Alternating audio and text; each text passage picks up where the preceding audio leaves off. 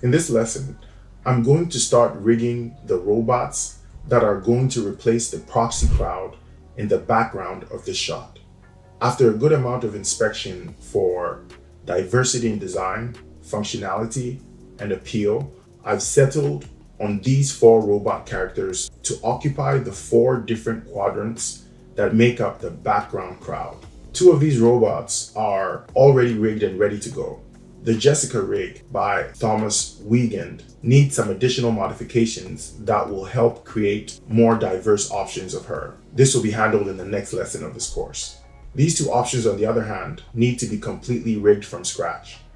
In this lesson, I will be rigging this robot by Blackspire Studios. You can find them on Instagram under the handle showcased on the screen. I will be doing all the rigging with HumanIK in Maya. But before we get to rigging, I have to prepare this robot model for film. It was created for 3D printing, so it's been welded in a way that makes it very difficult to manipulate for a 3D film. All the parts need to be split so they can be skinned to their respective joints. Some of the parts also need to be remodeled and replaced. I'm going to do the splitting process in ZBrush and the remodeling process in Maya. Let's get started with the splitting in ZBrush. Starting with the eyes, let me solo the head, frame in. You can see it's all nice and welded into a watertight mesh. Make sure symmetry is on. And I'm going to start by isolating the geometry on here, so I will start masking it. My goal is to first polygroup it and then make it its own mesh by splitting it. So I'm going to group mask, and I'm going to need a lot more than that. So I'm going to take the rest of this last selection,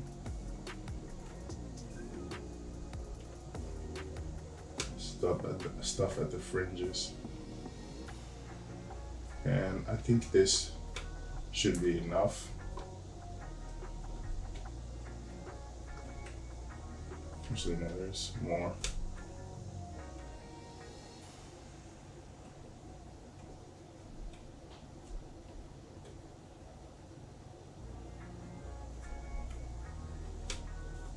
Alright, I'm going to look at the back because I'm sure I've selected items in the back, so I will deselect them and group visible, and I will split hidden. So now when I go into Maya, I can just replace this mesh with a sphere. I'm going to leave it over here so I know where it is in screen space and I can position this sphere a lot better. So I'll just call this eyes. The next thing I'm going to separate is cylinders on the torso. That's intended for the 3D print. The neck is one of them. These hands, and then the torso. This is where the arms would have been shoved in once it was printed. Just probably select what I can and then grow the selection. I think that should be enough. Shrink. It looks like I can get more. It's too much. Check the other side. Group visible. Turn off perspective. It might make it a little easier to select some of this stuff. So we'll go like that. Group visible. Should be able to isolate this and split hidden. I'll call it shoulder fasten. Move on to the neck.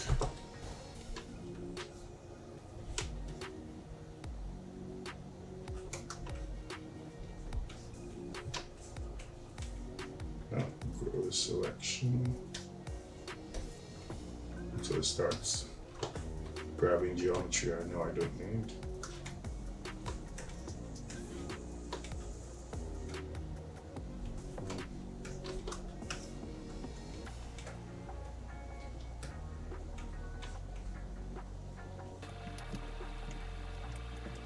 Some of these are so obscure that they don't actually need to be replaced with cleaner geometry. It's what I'm looking at right now will suffice.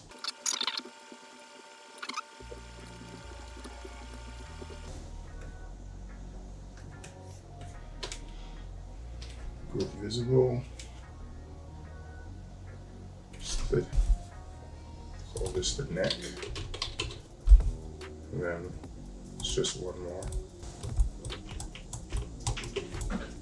The bottom here. Split hidden. Torso. Fasten. Now it's time to get these antennas in the back of the torso. I definitely want to rig these to have their own control system so that they can overlap the movements of the torso or this chest piece. And I'm going to separate this speaker looking module. I don't think I want to rig it to be separate, but just in case I do, I'm going to just detach it.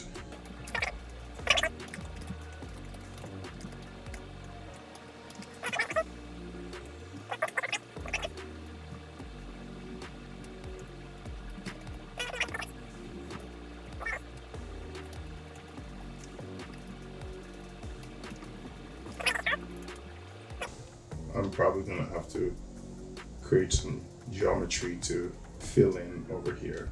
So I'll go split hidden, the antennas. I might not have to do anything because it's just really subtle movement. It's not like there's a lot of room in there to move, but I do want it to be able to rotate in every axis from the base. So this might be fine. And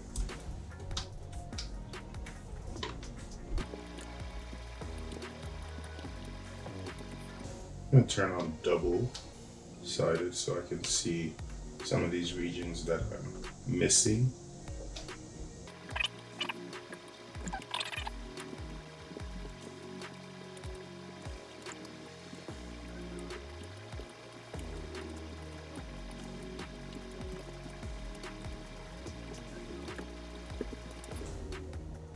I want to activate the lasso version of the select tool to be able to cut these corners better.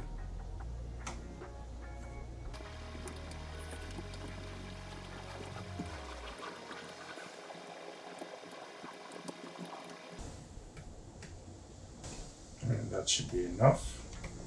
So we'll split hidden, and I'm just gonna call them speakers because that's what they look like, right? That's what I want to treat them as, especially since this is a dance number.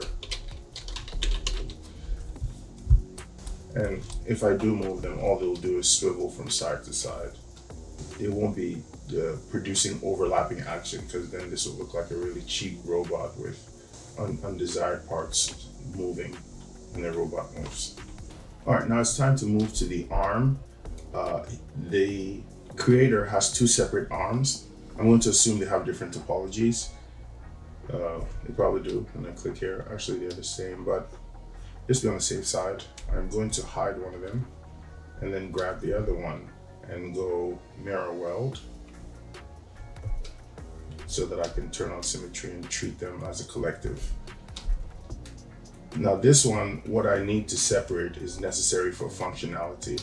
It's the elbow and the upper arm. So these have to come apart, and that needs to be replaced. Well, both of them need to be replaced with what looks like will be primitives in Maya.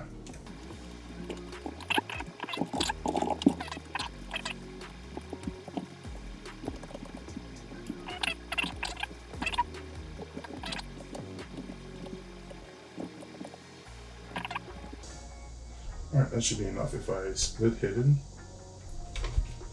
I should now have the elbow, but it will have an additional piece that actually, I was wrong. I took more than to fix this. First, I'll separate this because this should have gone with the arms, with the upper arms.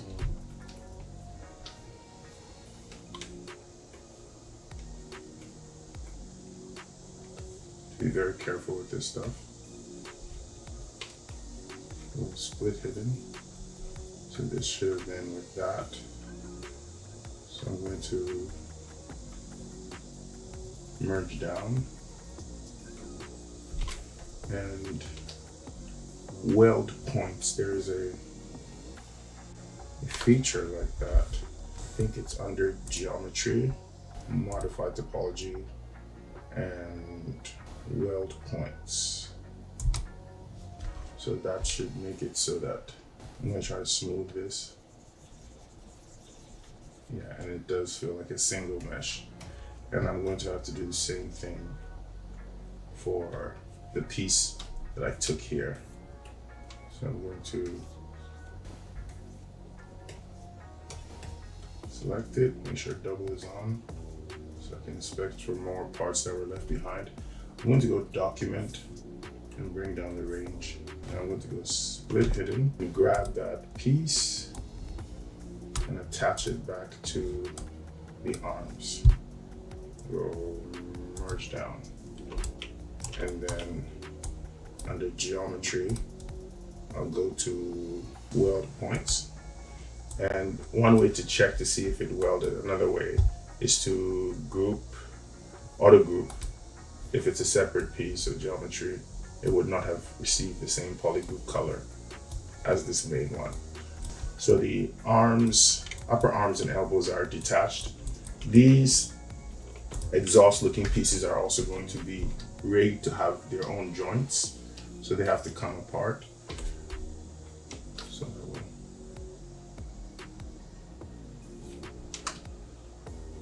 select. That was a pretty clean selection.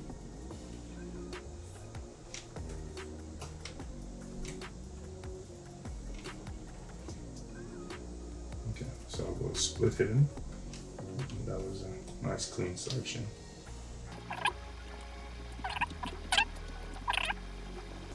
Okay, so I can split hidden. Now, very messy selection underway. It's the fingers. So all these are simple primitives: cylinder, sphere, modified cylinder, and this is a more unique finger piece. I might keep them or just reconstruct a similar piece in Maya. But ultimately, I'm going to extract them all as one piece to get them out of here.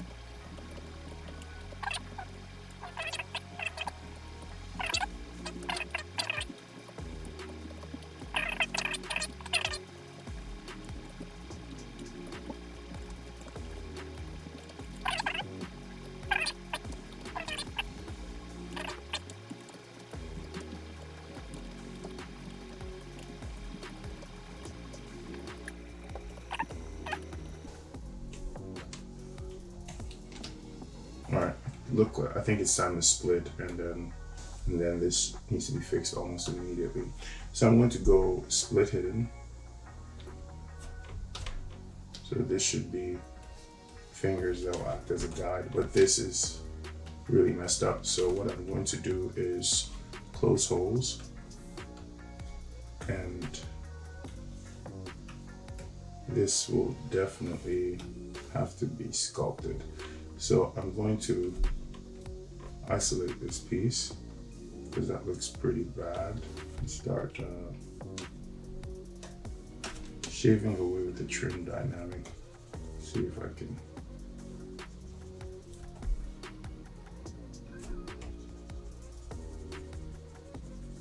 start repairing this because it looks really bad.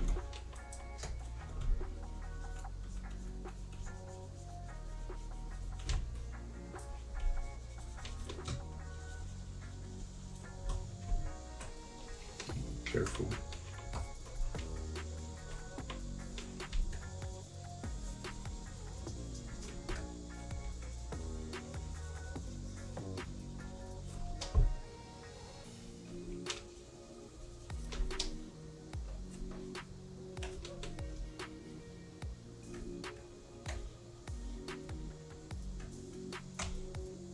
Any type of reparative work that just makes it feel correct will suffice.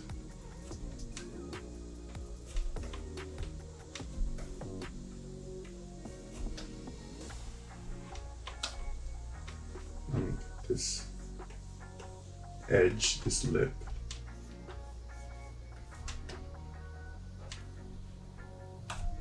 And continue to push.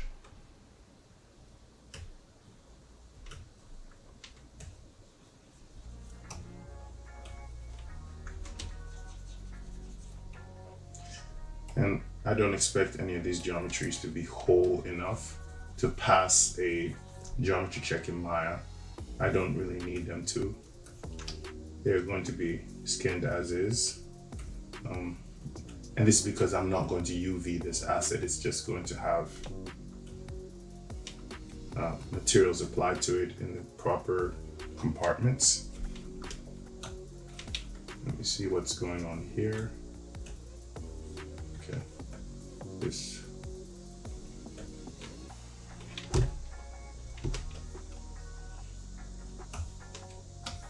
should have been detached.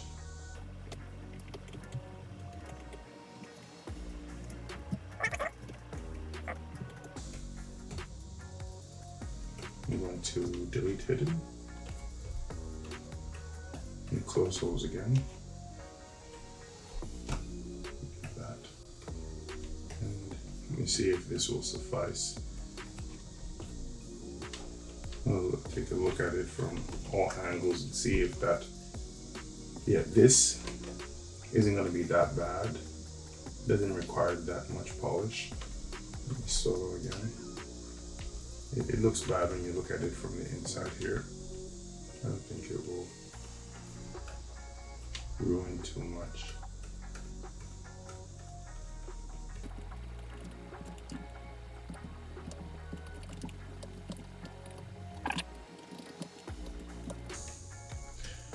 And I might be able to do a very simple polish by features, just to end up with something that's just a little bit more cleaner in this region. So I'm going to select all of it, mask all of it right here.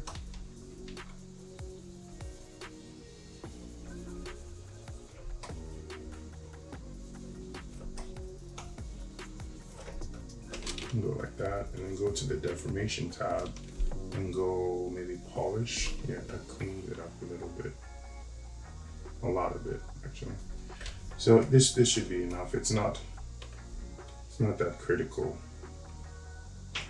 for it to be perfect. And smooth these out just a little. If this was an organic asset, yeah, the fixes will need to be significantly more, but it's a hard surface asset. There's almost no deformation here because this is just the forearm. It's going to be skinned to one joint, so I'm not worried about how the geometry misbehaves. So that's it with the arms. I have the fingers separate, and all the things on the arms that need to be separate are off.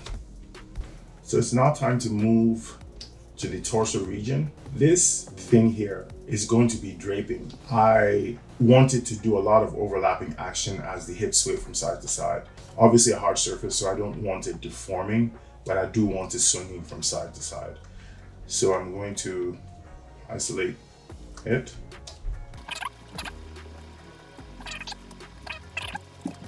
And then deselect.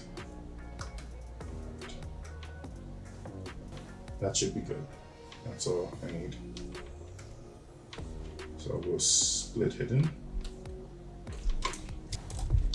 Draping metal cloth.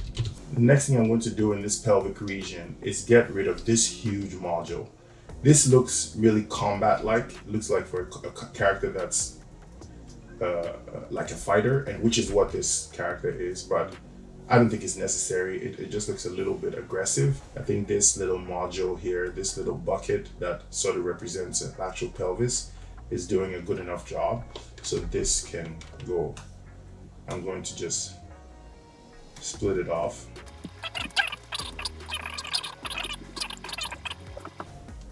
So I'm going to split hidden and hide it. Make sure it doesn't go with the rest of the stuff. And the next thing I want to do with the torso is separate these two. I definitely want to separate this from the pelvic region. I'm going to select all of it. Make sure double is on so I can see everything. And then split hidden.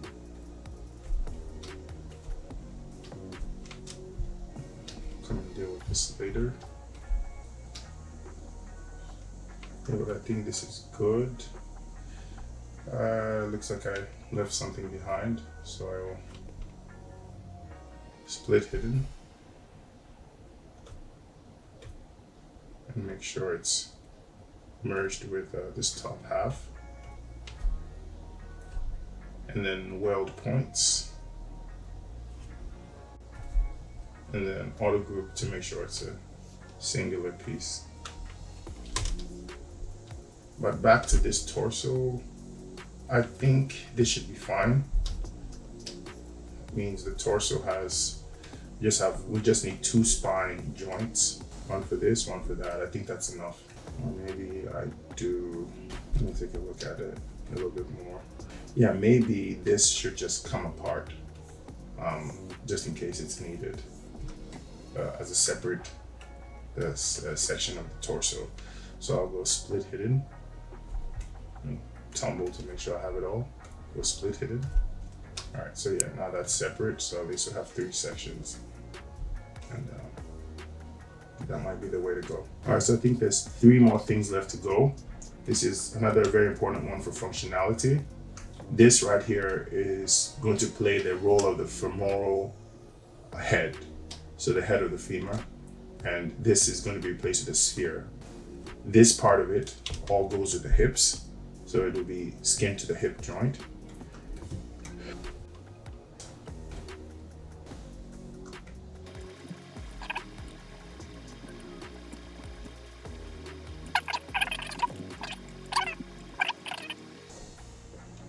I'm going to isolate this and do an auto group to separate the hips. I think it's best to just get the hips out of there initially. So I'll go split hidden so that this can be the hips. Come here and find out what that is. Okay, that's just a part of the piece that can go split hidden.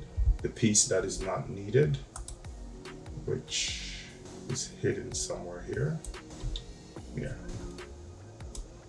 So we're going to merge down and weld points. Again, this is not needed, but I just want to make sure it's correct. Auto group, and it should be fine. Call it module behind pelvis. So I'm return to this and continue this split.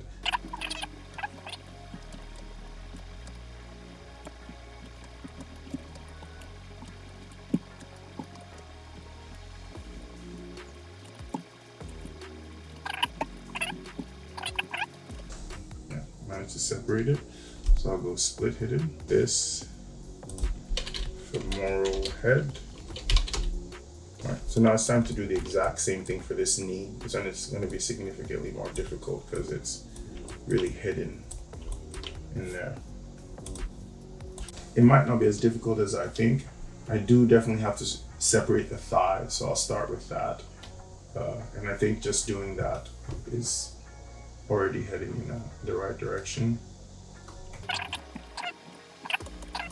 We'll split hidden. This will be the thighs or upper leg. And for something like this, I can start with some shrinking of the selection, but I first definitely need to select some of it.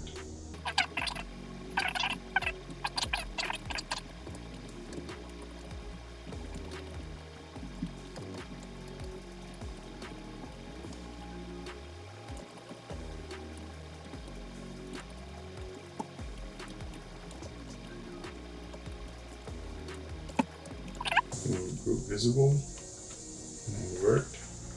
Okay, so that's good. So I'll go split hidden. And this is the knee.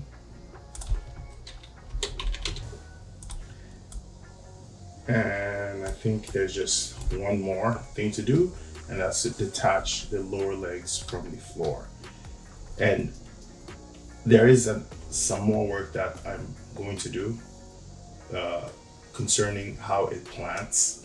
This is at a nice angle and it's flattened. So when I put this character in T-pose for rigging, I'm going to add a little bit more geometry, which will be classified as the foot.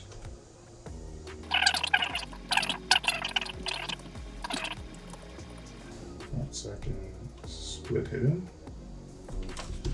And that's it. So that's it. It's been split into all the parts that it has to be split into, and now it's time to go into Maya. Actually, there might be one more thing I need to do here. I'm going to make sure that this is a singular piece, so I will discard the right shoulder and just mirror and weld this. I'm going to be selecting and applying materials to the various compartments, and I just want to be able to turn on symmetry to do that. All right, here we are in Maya. Before I start doing any work, I need to make sure that this thing is set to real world scale. So I'm going to bring in the main character of this performance, Kiwa. This is about how large she is. And then I'm going to group this robot, and also appears to not be in the center of the scene. So that's also something I'm going to deal with. I'm going to go to the front view and first center pivot for this. And once the pivot is centered perfectly, I'm going to make sure that I keep zooming in. I'll hit the 4 key.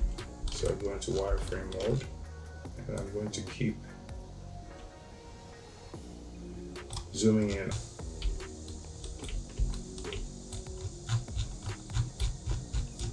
This will suffice.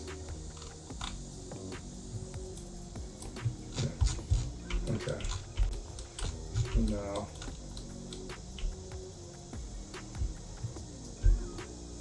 should be able to bring this down to world.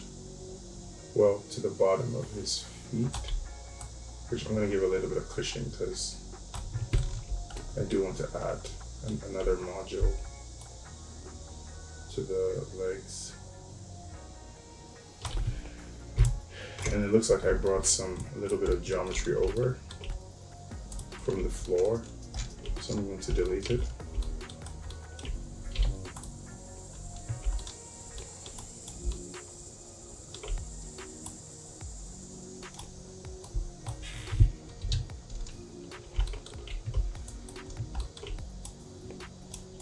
Alright, so I'm going to grab this group and scale it up to a reasonable size for a robot.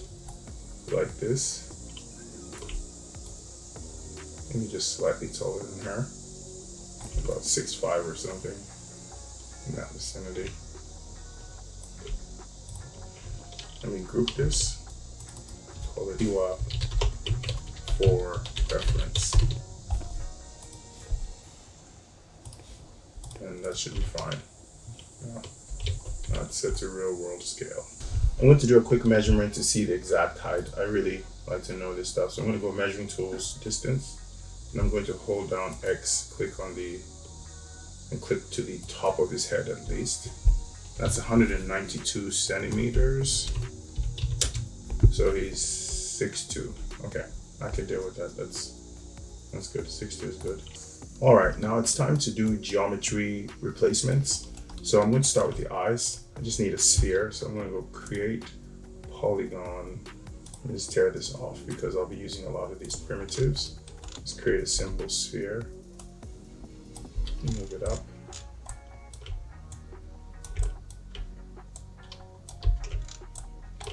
Scale it up a bit. And I'll rotate it 90 degrees.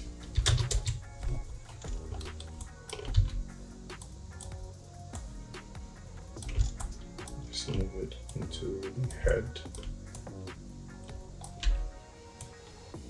And I'm going to isolate this so that I can do this fitting a lot better.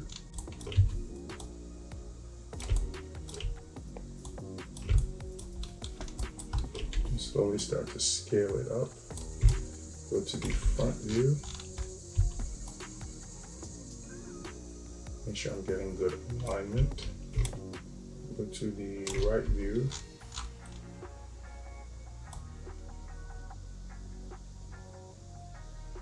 Looks like it needs a little bit more scaling, about that much. Okay. And go to the top view.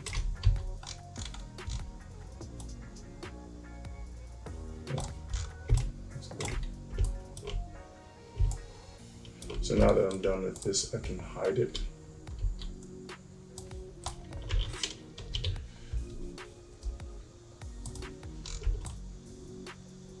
Have a sphere. And there's a little bit of a gap in there, so I'll just scale this a little bit higher so you can fill in that gap. Make the eyes slightly larger. I'm going to go to Edit, Duplicate Special, Reset Settings, and just mirror in the X-axis. So I'll go -1 and go Geo, left eye. I'm going to give it a prefix that lets me know it's Blackspire Studio. So that a unique name basically. So I'm going to take this, group it, group at the center of the world, and hit apply on duplicate special to get it to the other side. And I'm going to go to shading, lighting, and yeah, two-sided lighting is unchecked so that if I had any issues with reverse geometry, it would show. But right now I'm going to do another test with face normals just to make sure they're all pointing outward, and it looks like they are, so that duplicate special tool deals with that. All right, so the eyes are in. Moving down, the next thing I'm going to deal with is this neck cylinder. First I'm going to center pivot to see if it does need to be replaced. It's so obscured, I don't think it has to be replaced. I should be able to. Let me see.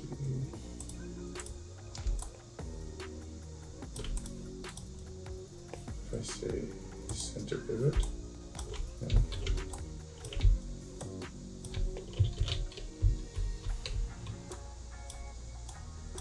I just want to see the type of functionality I would get if I was rotating it. Yeah, if I was to maybe rotate the head, it would come apart like that, and I don't like that, so I'm going to replace this with a basic cylinder. So I'm going to go create polygon. Well, I don't need to do that. The menus here, create a cylinder, and I will add selected object. Object's already in view. Scale it up. And a nice pristine cylinder.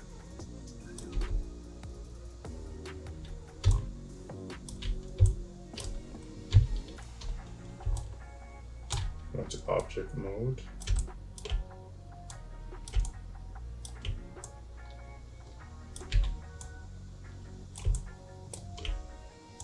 Definitely too much.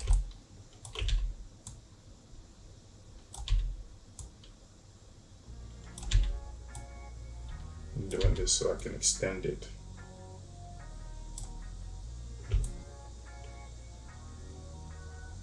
Into the neck. Like that. But I will add an edge loop here. So I remember where the original one ended. That's where I would want to be pivoting from. So now if I was to rotate, yeah, there's a little bit more, it's a lot more. There are no holes, that's the point, because I extended it down. So I can hide this neck geometry that I no longer need. Yep, there it is. Hide it.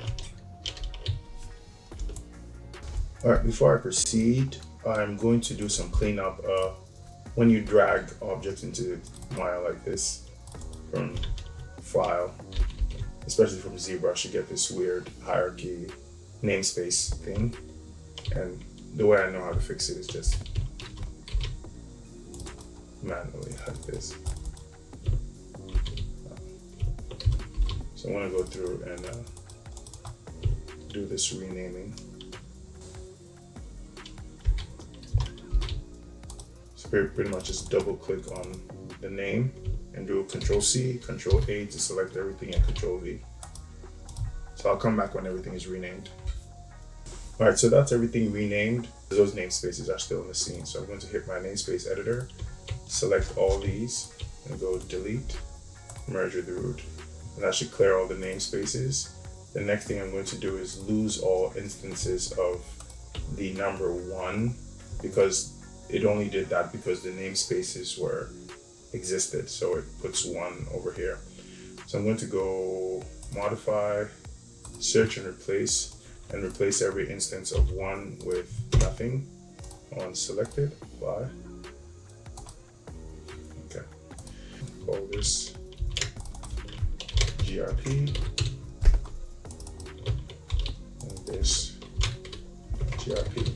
And then the next thing I'm going to do is put that prefix that I just did. So I'm going to go modify prefix names and make sure everything has GOBSS underscore. Okay, all right, so that's a good naming convention to start.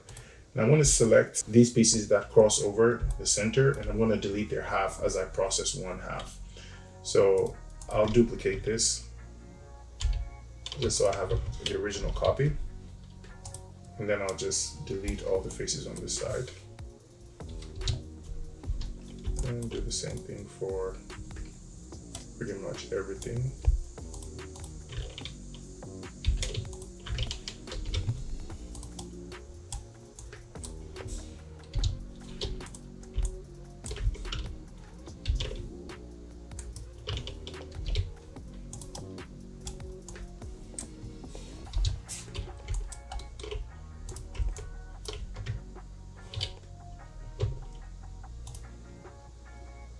And just do it all at once with the duplicating.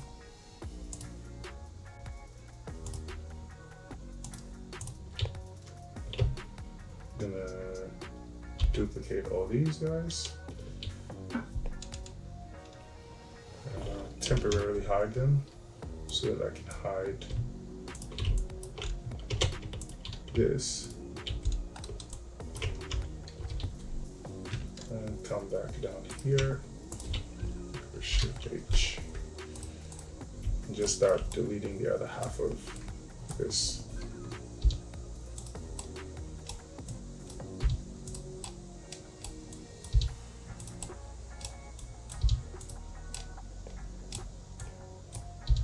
When one side is done completely, just mirror or duplicate special.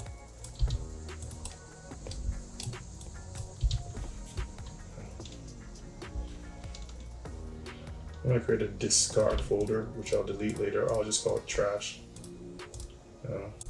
to hold these temporarily. And then when I'm pretty sure I don't need them anymore, I'll just delete this folder. I'll put it down here. I'll dump things in there. All right, the next thing I'm going to do is seal this back side here. All these holes, like this is really exposed, it's not good at all. So I'm going to create a polygon cube. I think is what I would need, a polygon cube. Move it up into that region.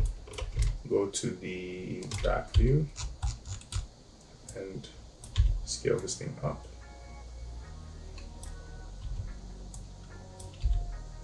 Higher still, and scale out like this. And then I'm going to start adding edge loops, so I can start multiple edge loops. I just want 2 for now. Actually, I'll do 3 and 3. Now I should be able to turn on symmetry on this piece and start shaping it just to fit this crevice.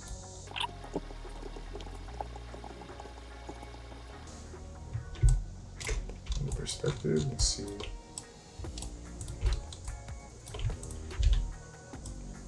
What has to be done to make it look good.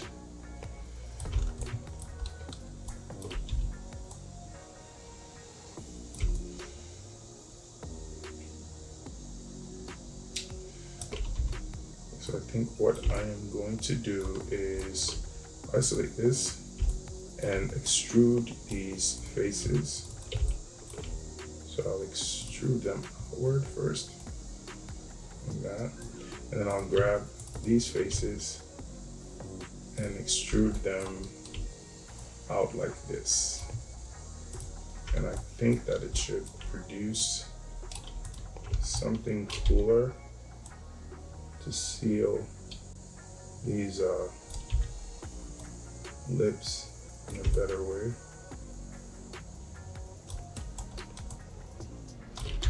Increase this.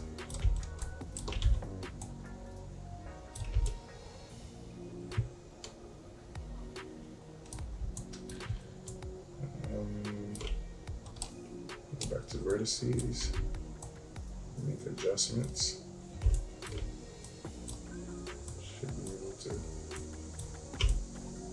A nice little seal.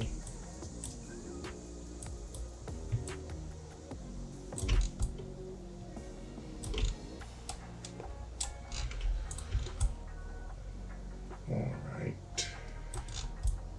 Yeah, it's not bad.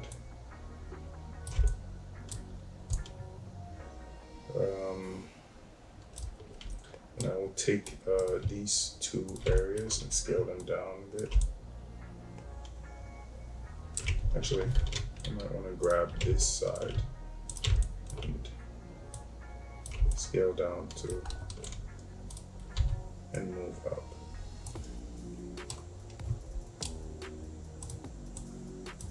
Like that. And that should seal it off. And now I will prepare this piece for subdivision. So I'll add an edge loop, a single edge loop this time. Here, get a nice beveled edge. I'm gonna do the same here and there. Actually, that might not be the best idea. I'm just gonna grab these faces and do an extrusion.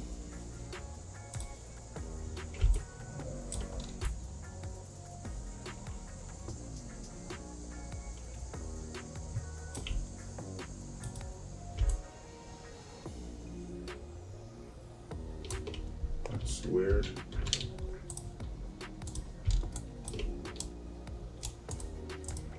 It's supposed to have a particular tool.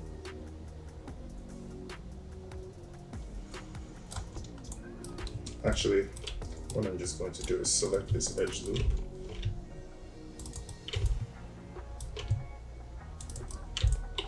And turn off symmetry. I think that might have been the reason why It didn't show.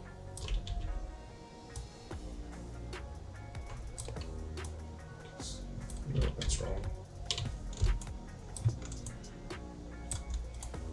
Let me try this again. I'm just trying to create a lid. So I'll go extrude.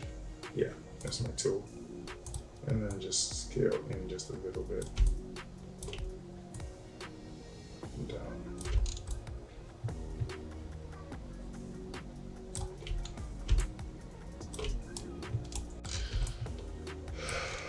Okay, so this cap now and duplicate it, start processing it. So I'll go right click, smooth options, apply, and that should be fine.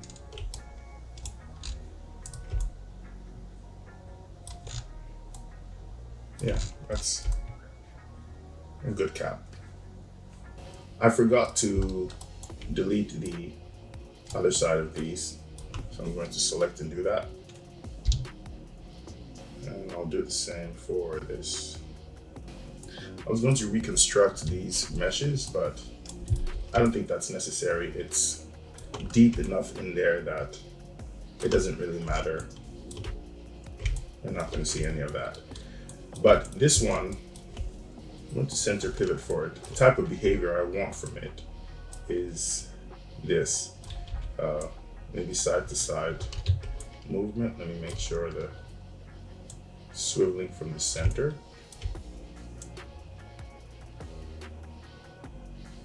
I might use it to anticipate movement sometimes.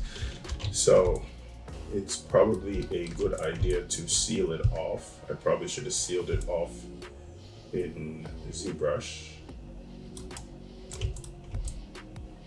I might be fine here too. For the hole, I'll just create a polygon cylinder, the piping. Just flatten it, rotate it 90 degrees.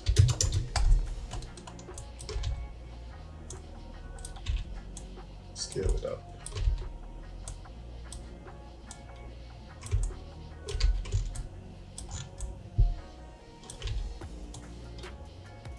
Maybe like that much.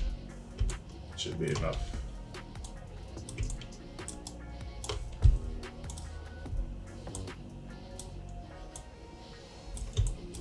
I'll just hit 3 for now to smooth it. And for this, I'll just use a quad draw. So I'll turn this into a live mesh.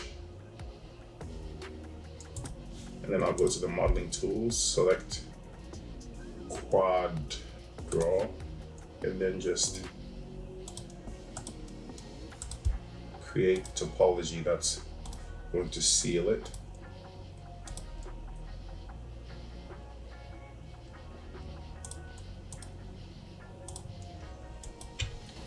Like I need a lot more. I'm getting it around over the hole, so I have I'll just extrude it over. Let me just get this side too. Just get a nice little shell around it. And that should be it. I can turn off live mesh and just bridge the geometry. If I can find it. There it is. Center pivot.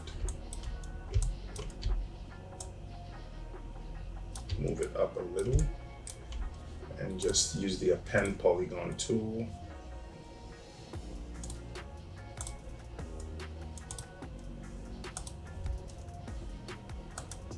And isolate this to make it easier to work with. Append polygon. And just do it all across.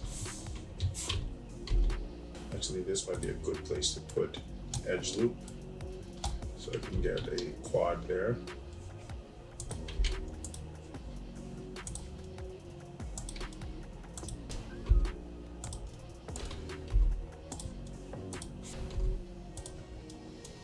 So that should be fine as a seal. I can extrude it down and make sure to reverse the polygons.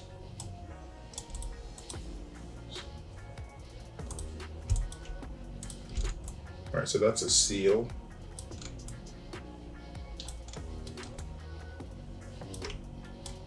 Definitely do a better job designing it.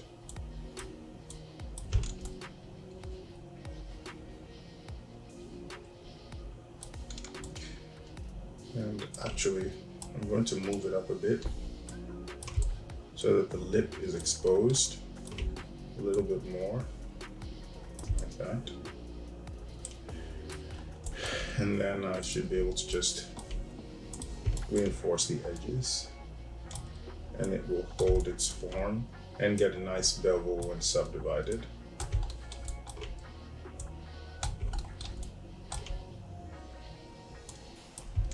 If I was to hit 3, and get some interesting paneling, that should be fine. And might want to also bring it forward a bit, like that.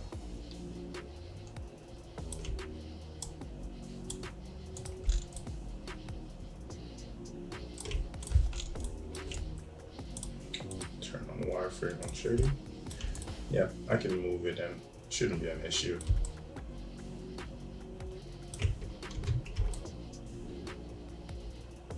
And I don't even think it's the range of motion is going to allow for that range of motion. So it might not be something that is necessary, but just a little bit of movements maybe will help to make the character look alive while it's animating. So it's good, I'll keep it. All right, and the same with this. This I think it's good. It's a good piece of geometry and it's all the way in there. And this is the type of movement I want from it, like an antenna that can rotate in all axes. And this is just one axis. All right, so it's time to move on to the other things. Next thing to fix is, this is going to be fine, but this definitely has to be replaced with a sphere. So I'm gonna create polygon sphere and move it into position. Isolate both objects and move the sphere over there. As the elbow is rotating, you need something that is going to be able to have a surface no matter what angle it's rotated at. So out there. That's about how much is needed.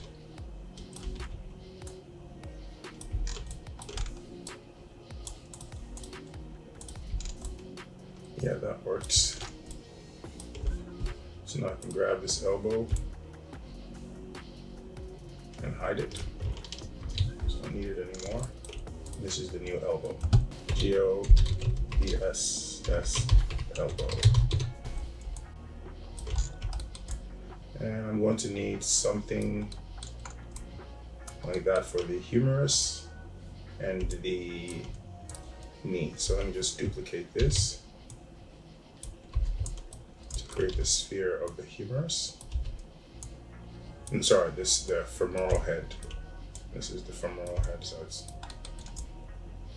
describing the head of the femur for this humanoid robot.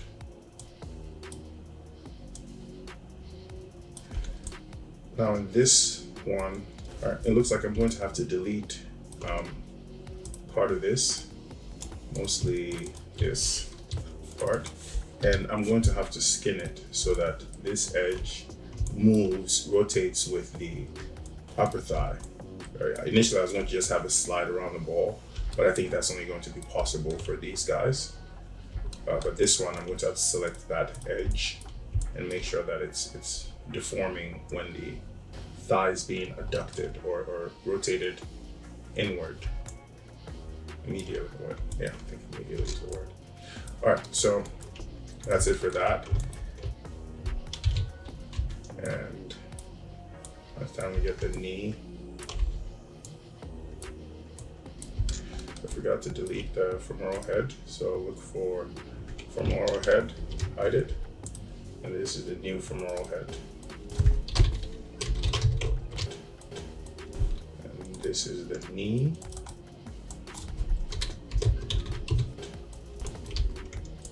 Move it into position. This one I think is going to be pretty fine.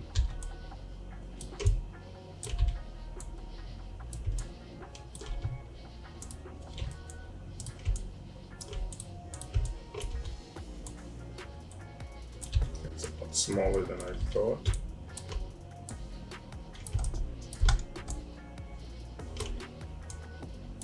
And let's be angled correctly.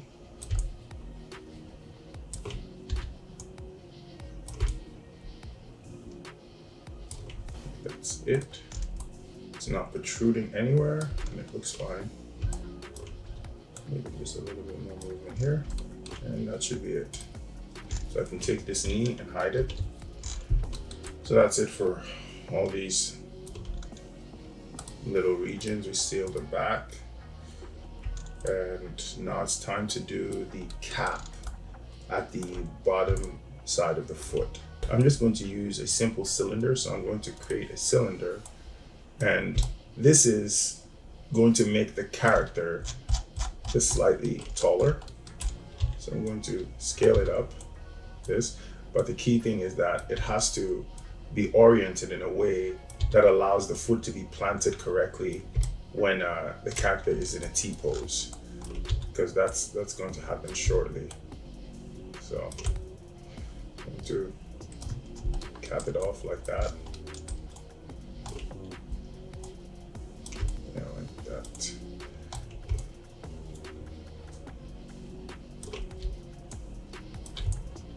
And that should suffice.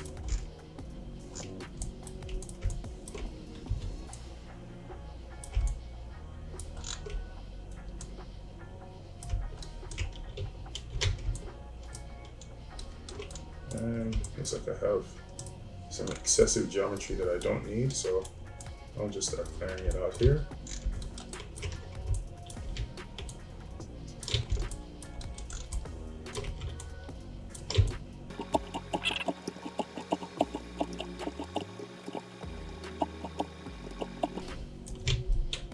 That. So this cap should work fine now. Move it out a bit. And just to make it attractive geometry, I'm going to bevel its edges and just use 3 for now. A little bit tighter.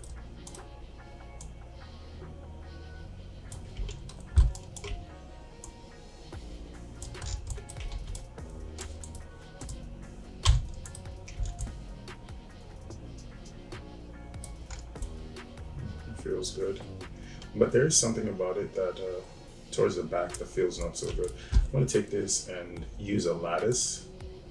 Go to rigging, deform, lattice, apply, and I'm going to increase the lattice's S subdivisions right there, because I think I can take the outskirts and make them more cuboid-like, like that. Yeah. Okay, so that should be good enough. Just delete history. I won't freeze transformations right now, but that's it for the leg.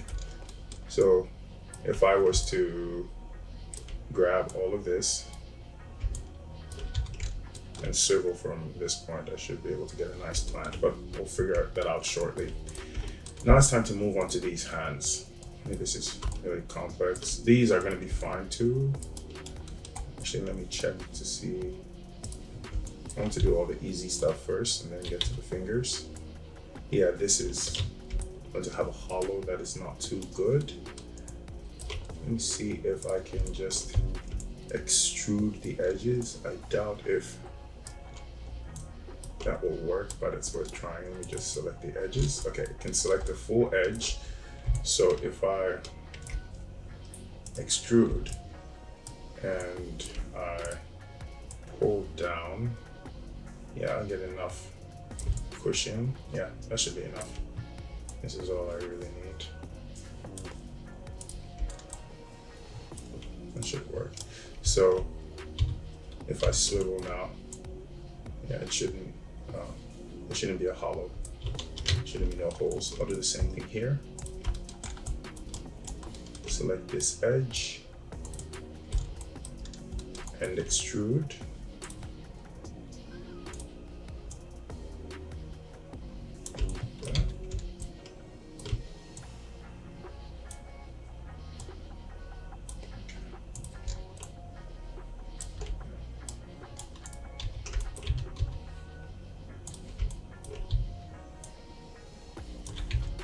That should be fine too. I need a little bit more.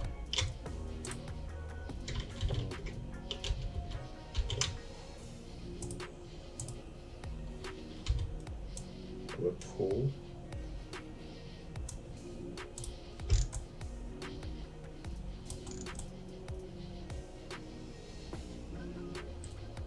Not too much because it's penetrating, but I can just take these edges. Take an edge and hit the, deselect that, hit the B key.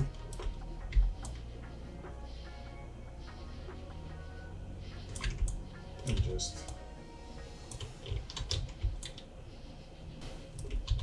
just move this. It's not a big deal. Vertice.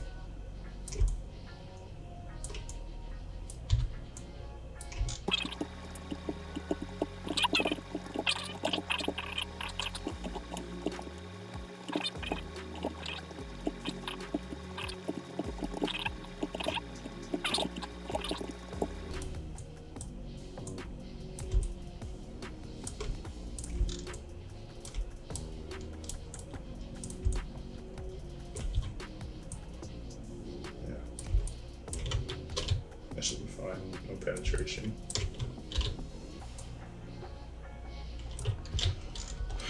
Okay, so that's it for these exhaust looking things.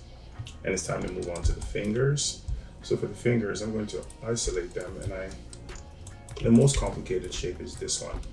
And I'm going to do that with quad draw. Go to the modeling tools, activate quad draw, and should look for the one that's most complete. It should be this one.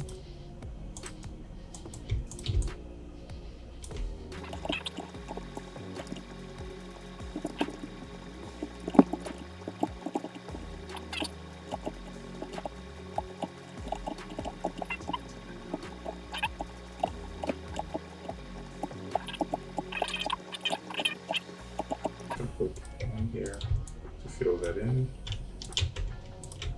Get some nice quads.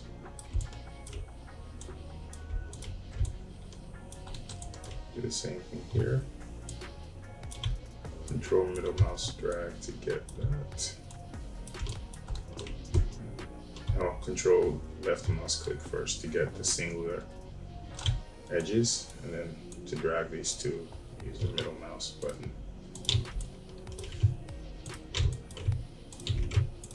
Fill these in. And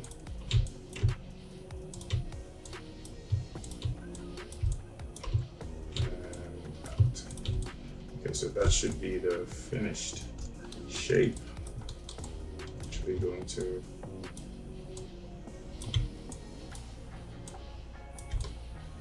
This might have been a smart one to do with the modeling tools. So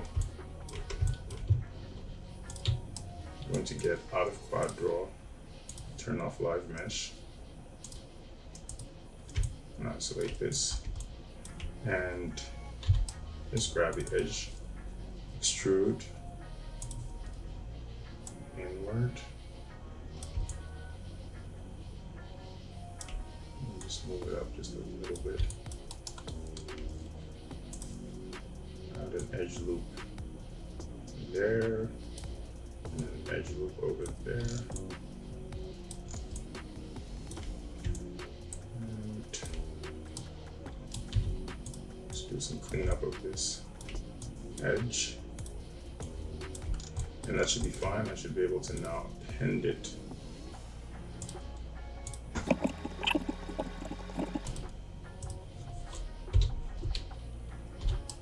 Take this vertex and just move it a little bit to get some prettier geometry. It's no big deal. But that should be the finger.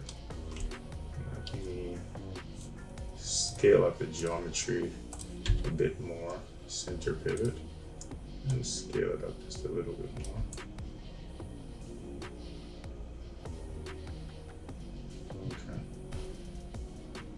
I should be able to hit 3 key, smooth it. Yeah, it's good. I'm going to use the soft selection tool, vertex, select the face, and use the soft selection tool to just make some adjustments, so that it occupies a similar silhouette.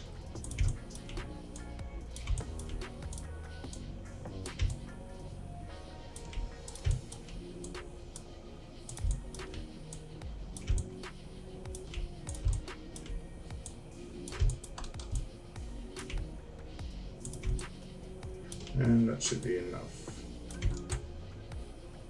All right, so now I'm going to just duplicate this. The most complex piece is done with these fingers. The rest of them are fairly simple primitives. I'm just going to duplicate them into position.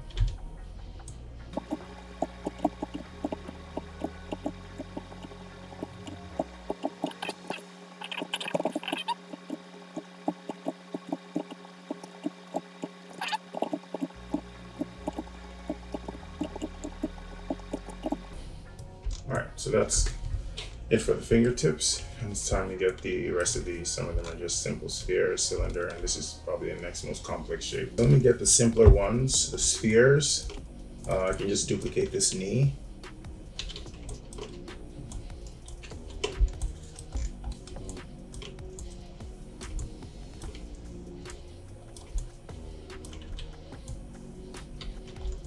Try to get this angle.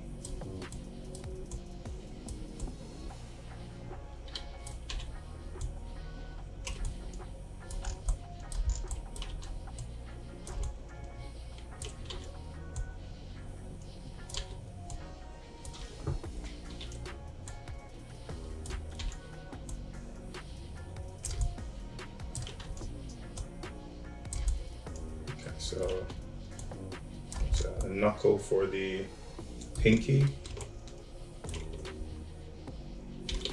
and this will be the knuckle for the middle finger.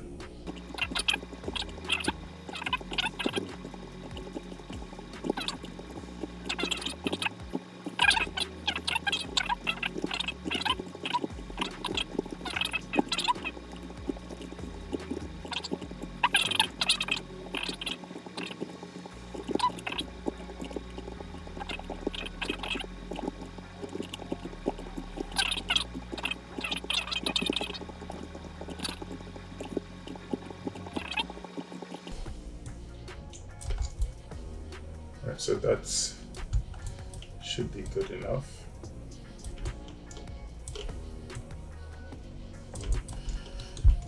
Now I need cylinders, very simple cylinders, polygon cylinder to get this top area.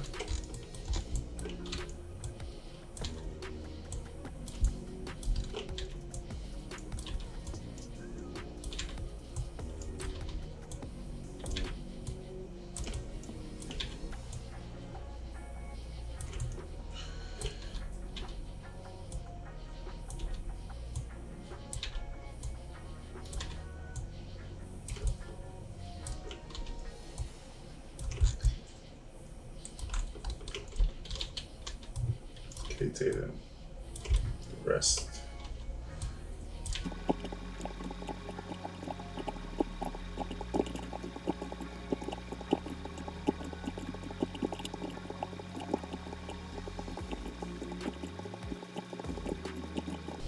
Alright, that should suffice. Now it's time to create this fairly complex shape. I say fairly, I don't know if I should just yeah, I think I might use the live technique again just to get something that approximates the surface well enough.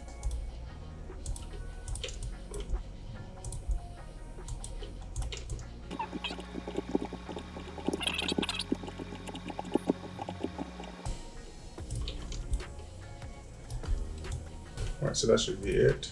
And all I have to do now is select that surface, select the edge, extrude,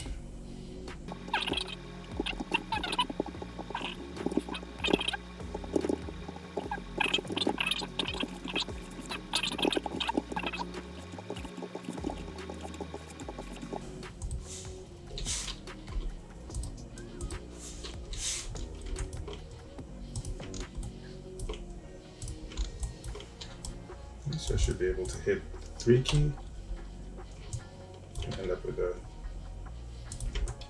good enough shape.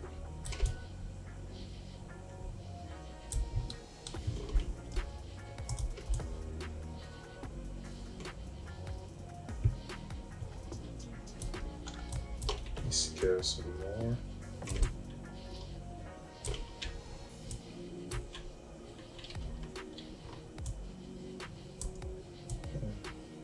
Orient the manipulator in a way that allows me to do some more adjustments like that.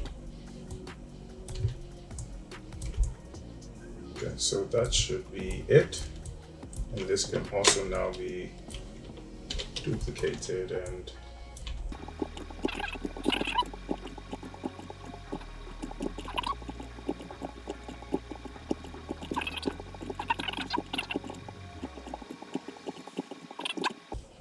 bring everything back, and I think this should be fine. I'll leave this alone. I'll skin it. I'll wait paint to distribute what is allocated to the palm joint. I think everything in here is palm, and all this will be forearm. So this, there'll be a blending here between the palm or hand and the forearm joint. So that should be it. I should be able to now hide this. Yeah, and I have a functional arm. And that's everything. Before I proceed, I want to do a geometry check, and then I also want to export this thing as an alembic to see if I'm going to have any problems with this geometry and the alembic export, because alembic is really important for how this character is going to be distributed to the scene file is through an alembic, and I just want to make sure there are no errors, or if there are any errors in geometry, I can spot them right now. But one thing I'm going to do, which I'm not going to worry about too much, but I will do a check right now for the geometry to see if I have any geometry errors. That is a good place to start to make sure that this thing is not going to render with any and not going to return any rendering errors. So I just want to select any errors if they exist. So I'm going to select all of this. I want to see if there are any n-gons, lamina faces, non-manifold geometry, and edges with 0 length. Okay, so there are some, and what I want to do is just let the tool fix them. So I'll say clean up, don't just select. I'll hit apply. Okay, and it appears to have cleaned all of them up. So if I was to now try to select any, okay, there are no more issues because it went through and cleaned up all the geometry. All right, before I do the alembic test, I am going to do some organization because alembic will return some errors if there are any namespace clashes. So I'm going to go through and do all the proper naming. All these duplicates that have been hidden, I'm going to move them into the trash that I created. And I'm going to, these should be fine. Everything here should be fine. So it's basically these guys. So this I'll just call the foot. I'll come back and add the prefix later afterwards. I'll just go middle A. We go middle finger A. Middle finger B. Middle finger C. Let me copy this. This is just an easy way to identify. C, D, and that would make this E. Middle finger E. And I should be able to just group all of them.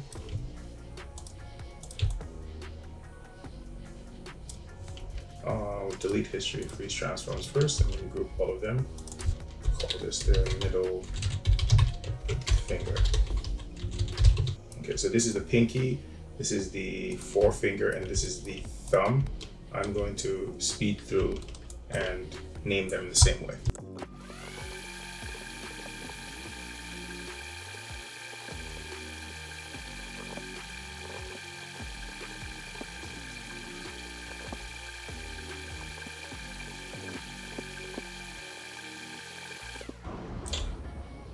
Right, now that they're all done, I'm going to give them the prefix that I've given all the geometry for this asset.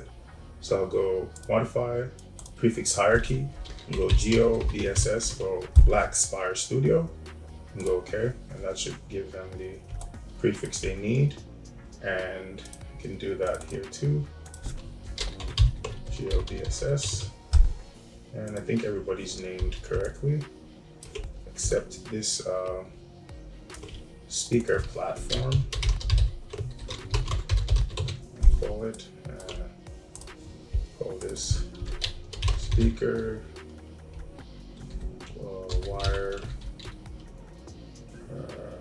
lip or edge. It's really not a speaker, but as I mentioned, that's what I'm going to treat it as. If I even end up making it vibrate, I doubt it, because this really is a character it's not going to be drawing too much attention to itself. So that's all the naming. I'm going to select all this geometry and delete history and everything. I'm going to hold off on freezing transforms for now, but I don't think anything has transforms. Well, these guys do. Yeah, I'm going to freeze transforms. I'll do it now. Okay, the neck has an incoming connection. I wonder why. Okay, set a key on it. So I'll break connections. I'll freeze transforms. Should be good. All right, so I'm going to export as alembic. I'm going to go cache, alembic export, selection to alembic. I just want the current frame. Okay, so it looks like I forgot to rename one thing, and it's the eye. This should be right. We'll modify, search and replace. Look for all instances of left, go right, apply, cache, alembic, export selection to alembic, export. All right, so this is the alembic imported into another scene, and everything seems to be fine. It looks like it has left out some geometry. Initially, it left out everything you're seeing here and only imported the new geometry I created. So that's really weird that it's doing this. This is why it's good to run this test. So it's left out the elbow, the eyes, and all those other pieces of geometry, and I have to go find out. Oh, it didn't leave them out. It looks like I did not freeze transforms on them properly. So I'm going to try again. I should take everything out of its group. Yeah, I'm going to take all this, go Shift P, make sure everything is out here in the open. I'm going to select all of this stuff, delete history, freeze transformations, and I'll try this again. Select everything in view, go cache, alembic, export selection, current frame, and import that alembic. All right, that's everybody. So that was the issue. I have to make sure that all the transforms are frozen correctly. Everybody was out of a group when the transforms are frozen. So yeah, this is the first alembic test. It seems to be working fine. It's time to move on to the next step. All right, the next thing I'm going to do is color the different compartments to match what the original designer had intended for the color scheme. I created two planes here, and I've imported the images from the original designer into just a regular blend material into the color section. And because of how this geometry is, these are not easily selectable. So this is going to be a fairly tedious process. I'll speed through most of it when I just do a little bit.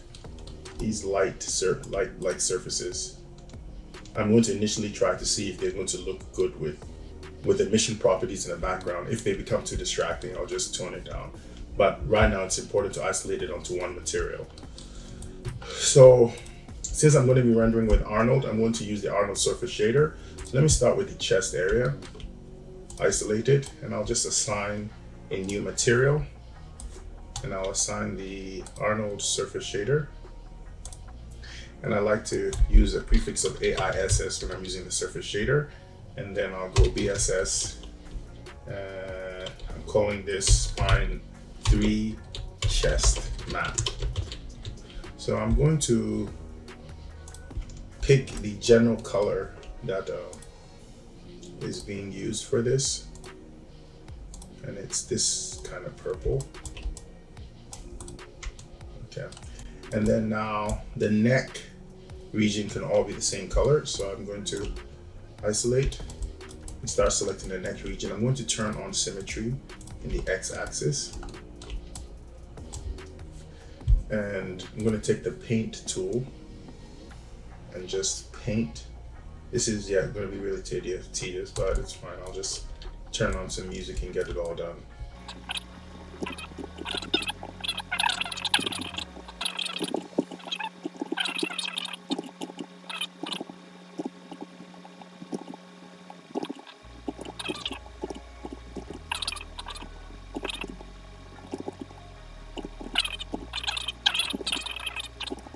And I'm going to be able to get away with a lot of sloppiness because these things are very far away.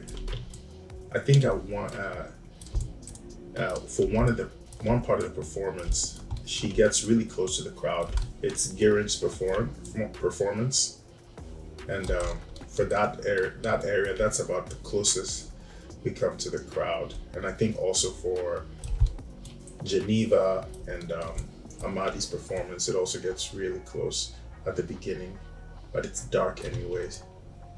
So it's really, you can get away with a lot. And not so pristine selections in this part. I might be outdoing myself here. Okay, so with this one, I will assign a new material, AISS. Call it neck, sorry, BSS, neck base, matte. And then I will sample the color of the neck over there. And that's how this is gonna get done, like that.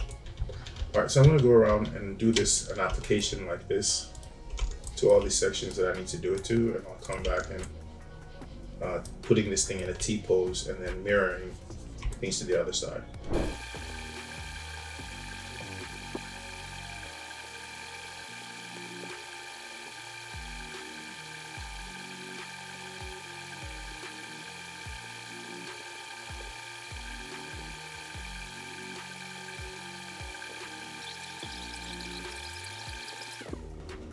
Because of how dense the geometry is, sometimes it's hard to see the polygons. So I have opened a new window here and I went show viewport selection highlighting, and then that allows me to have a version of the viewport where there's no selection highlighting, and I can better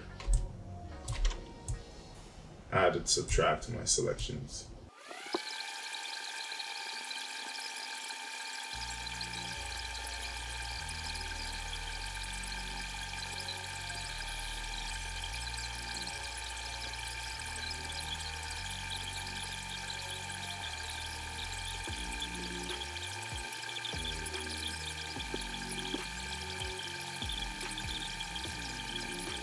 Some of these surfaces are isolated and it's going to be easy to assign shaders to them, and I think they're the same shader.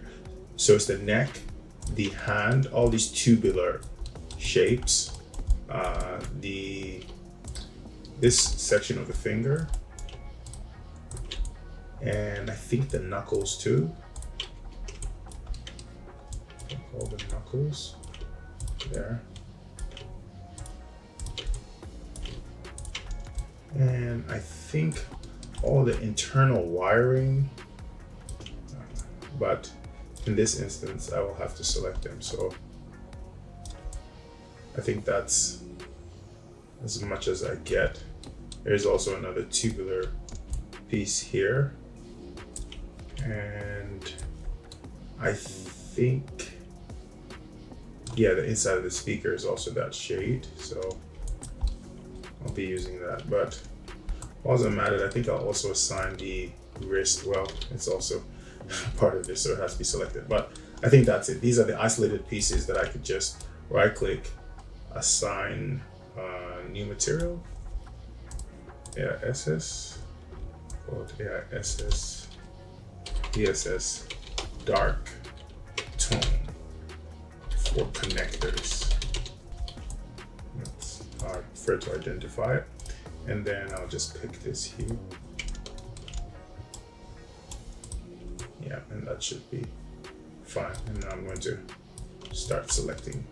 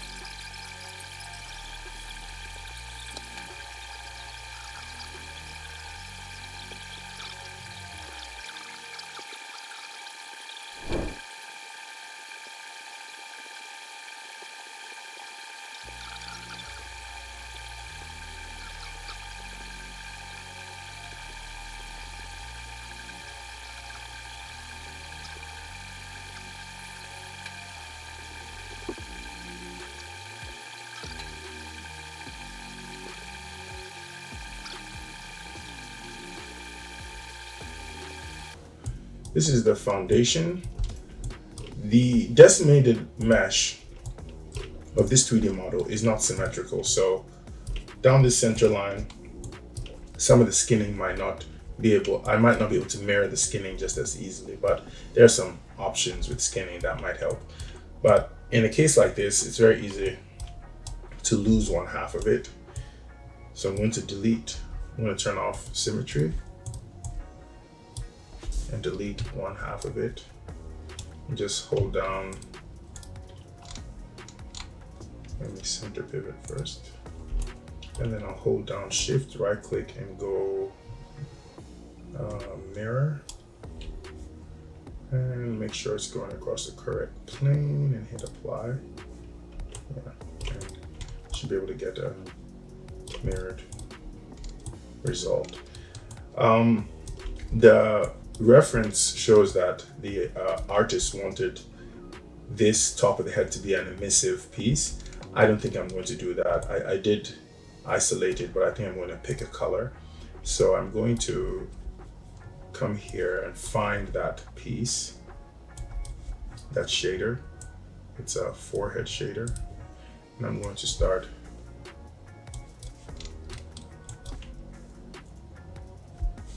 playing with different colors to see what is going to work. I'll start with this pink, and that kind of looks a little silly. I think it would be good to have it this color but darker, like that. So this is it for this piece. I split the colors into primary, secondary, tertiary. This, for instance, I think should be a tertiary color. So right click and I'll say existing color and I have it tertiary, and I think it looks better that way. I think the same should be for this one. This one should also be tertiary. Just want to block it out well enough. This, I'll decide later whether or not I'm going to turn on emission for this shader. If not, I'll just make it blend, but it might benefit having some emission on it.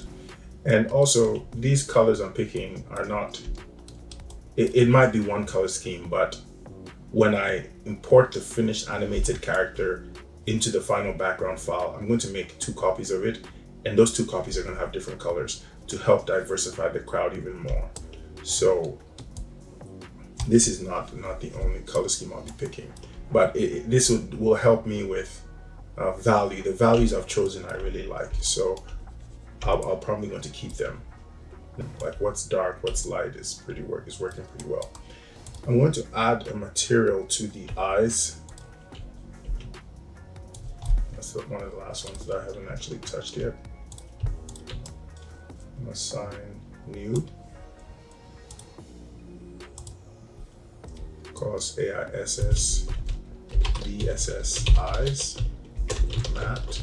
Consider how it's going to be emissive. And then there's another thing.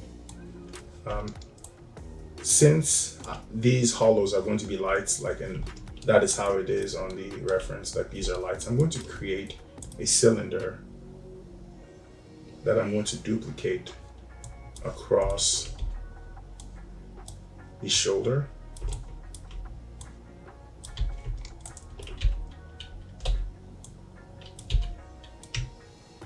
And it's going to have, it should have the same material as that. So I'll find that. Oh, it's pretty easy to find. I'll right click, existing, and it should be emissive. I'm going to get these in that hole.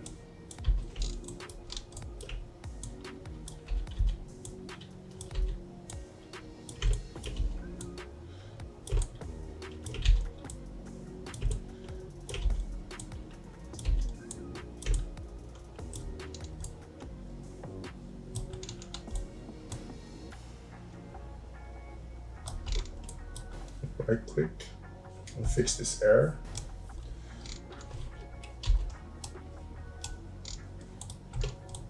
All right, so I'm going to take this and move it around till I have one in every hole.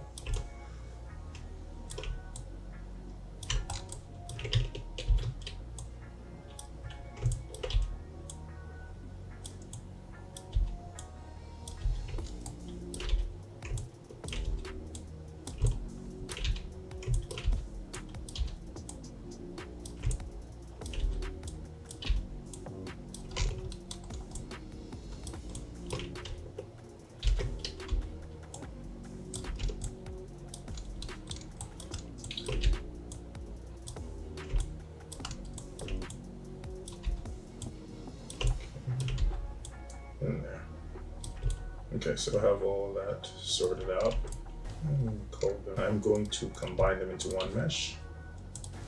Delete history, freeze transformations.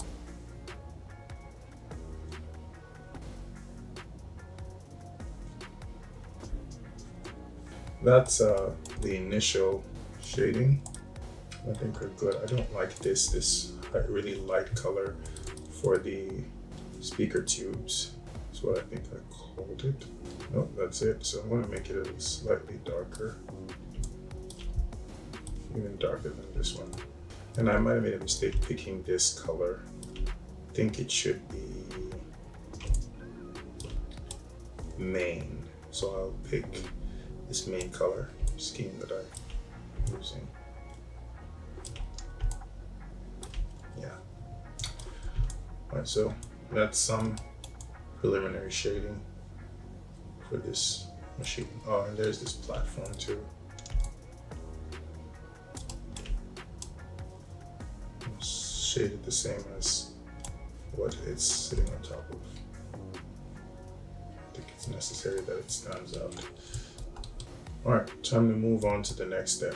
It's time for me to organize these meshes in preparation for placing this character in a T-pose. So I'm going to start by first deleting history and freezing transformations and everything again, just to make sure I have clean meshes to start off with. And I'm going to get all of these meshes into a group.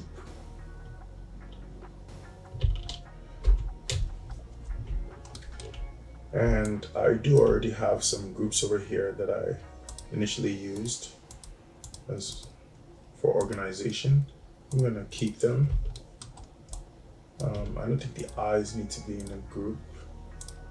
They were just there to mirror the eyes over, but I guess I'll just put them back in. So I'll take this group, put this one back in. The fingers, I'm going to put them back in their respective groups. So this is the thumb, goes in here, and I'll put that group into this will be called the Geo Blackspire Studio. And I'm going to grab these other meshes. This one is the forefinger. Place it in its group and put the group back in. Okay. Then I'll do the same with the middle finger.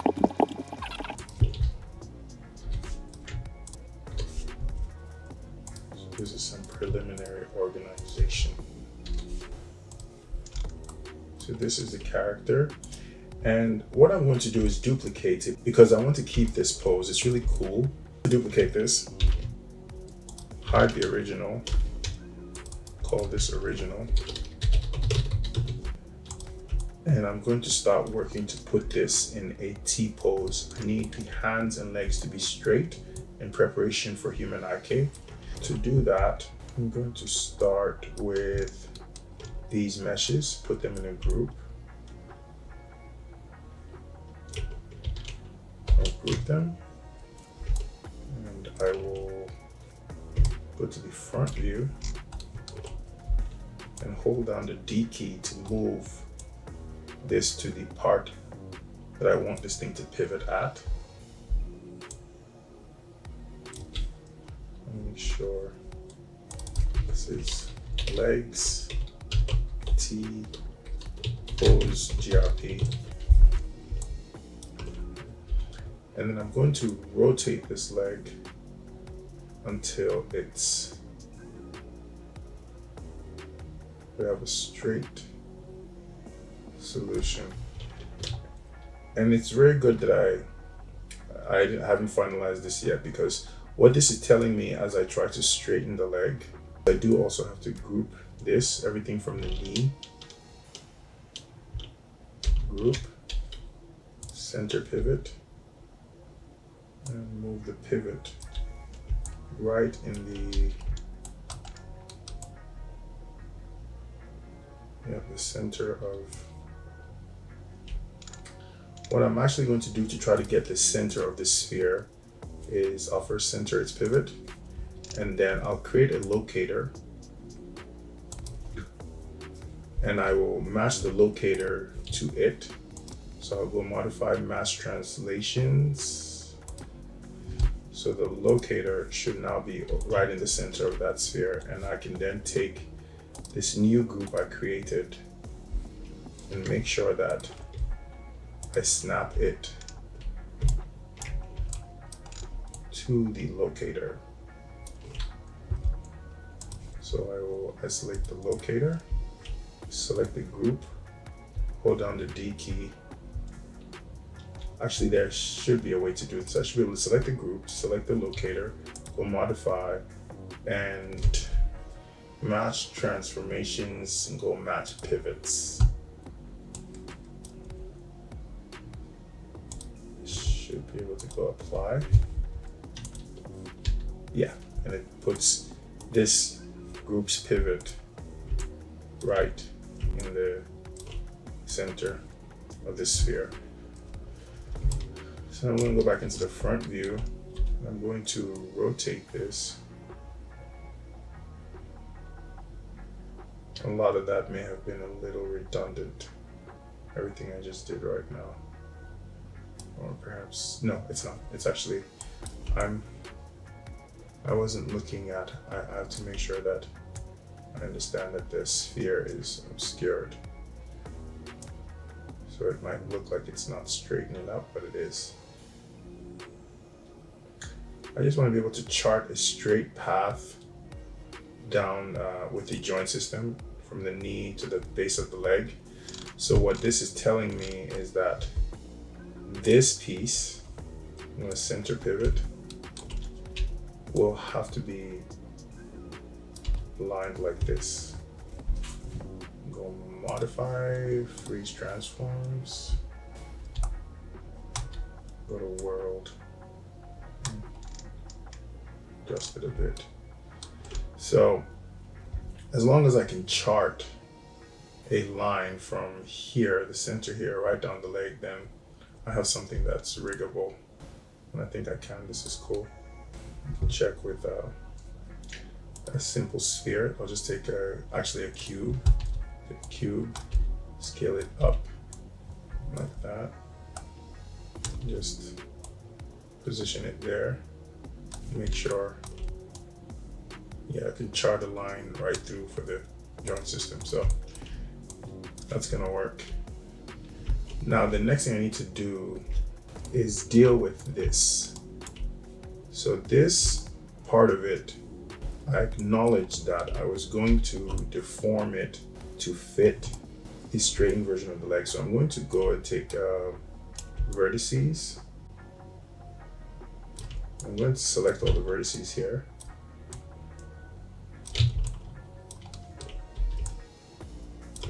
Maybe I got too much. And I'm going to go to the front view, frame, and swivel about right there. Make sure that this, actually let me hold down the B key to turn on soft selection so that I can rotate it till it touches. And the objective is that when I skin it and I try to recreate the pose, the money pose that this model came in, all of this should be weight painted to sort of return back to what it was before I just made this move. So I'll deal with that at the skinning phase. There'll be a lot of issues like this to solve. So that should suffice. The leg is in T-pose. And let me make sure I label this group. This is lower leg T-pose GRP. This is upper leg T-pose GRP. And I realize that I should be putting in an identifier that makes it a lot easier to mirror this over when it's time. So I'm gonna go lower left leg.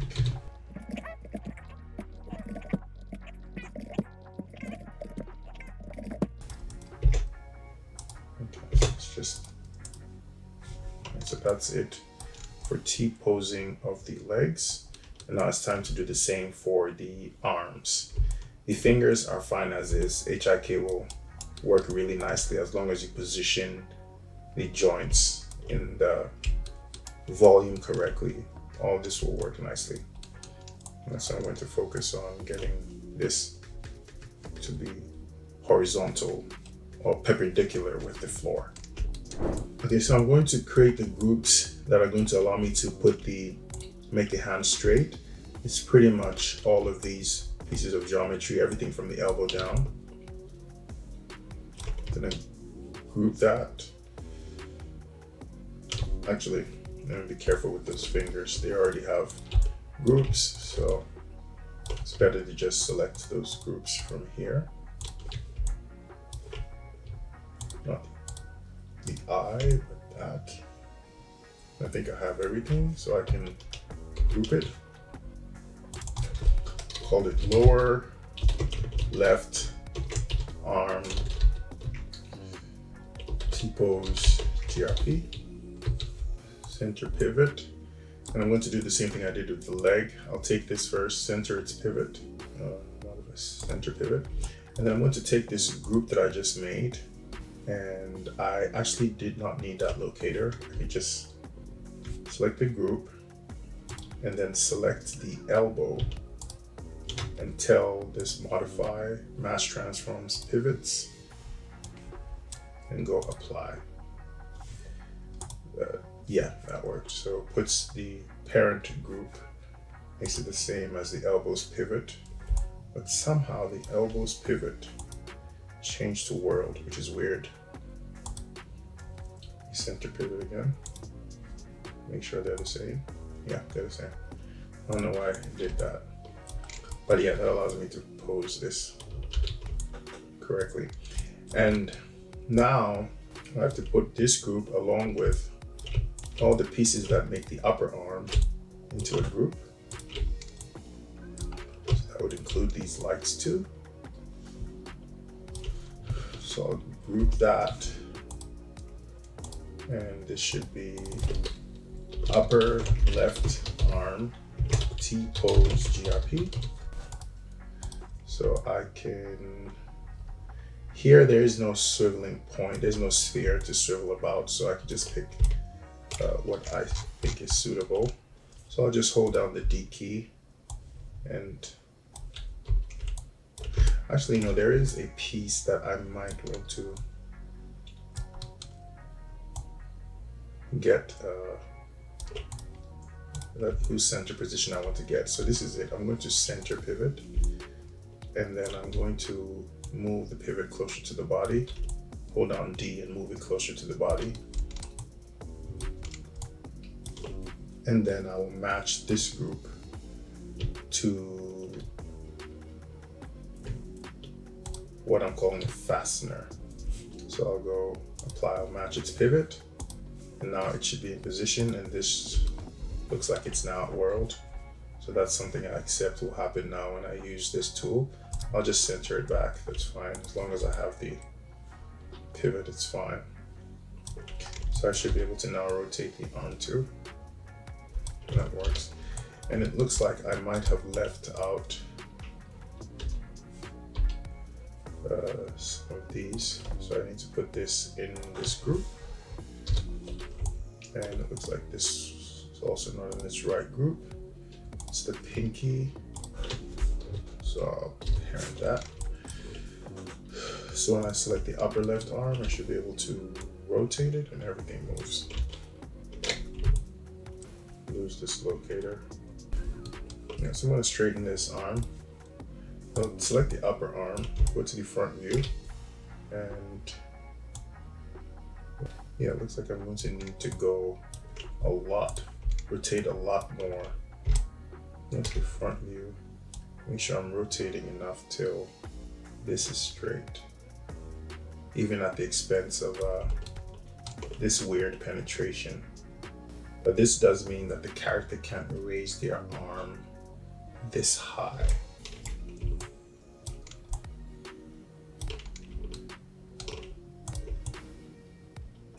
Yeah, it's looking like I should have, yeah, this would not be acceptable. What I need to do is lose this shape and replace it with a sphere or a half sphere. So what that means is this little pivot I created right here is actually the shoulder, right? I was confusing myself a little. This is not the upper arm. Should be the shoulder. Call this left shoulder. T-pose group. And what I need to create now is the upper arm, which will swivel from this sphere here. So I'm going to select all these faces.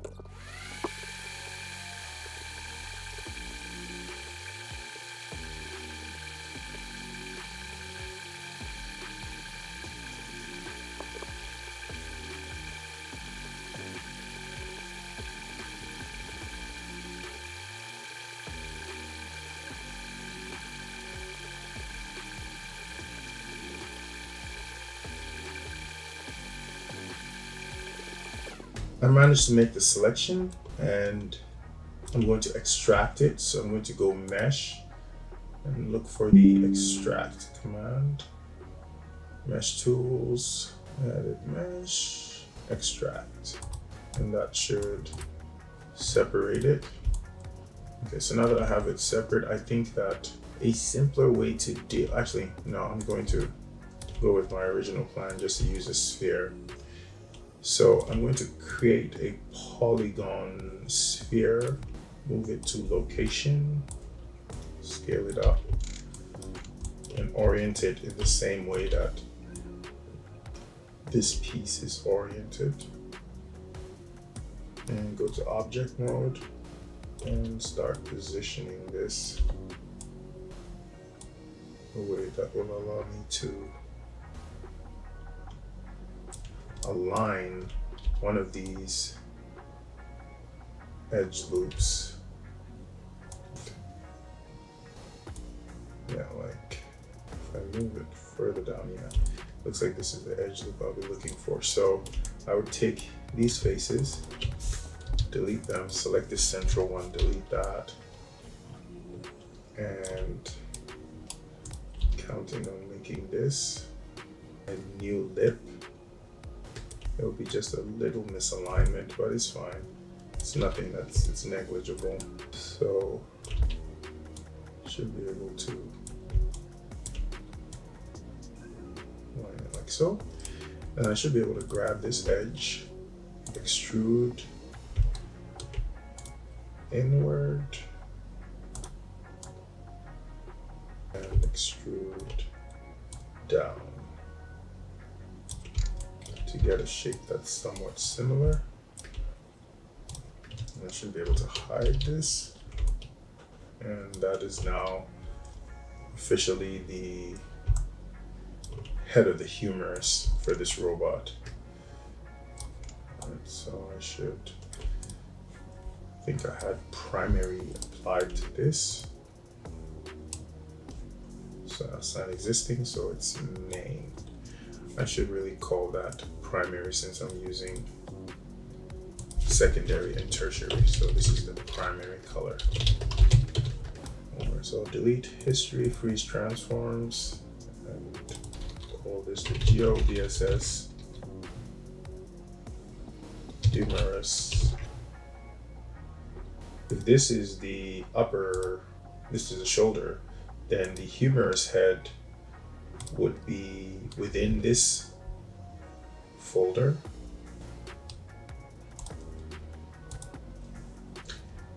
So this is the shoulder and all its parts. This is the humerus head. This is the actual humerus. So this would be a collective. So I need də create a new group with these two. So I'll group them. And this is the actual upper left arm T-pose GRP. And within that, the lower one will sit inside that. So this is all the shoulder stuff. Then this would be the upper arm stuff, and then this would be the lower arm stuff. So for the upper arm, I should have gauged its central point, but I think I can still get its central point. I'll select it, and the widest circumference here would be its center point, but I think it's pretty centered. Let me look for the front view. Yeah, it's right around the widest circumference. This is the widest circumference, so this is its central point.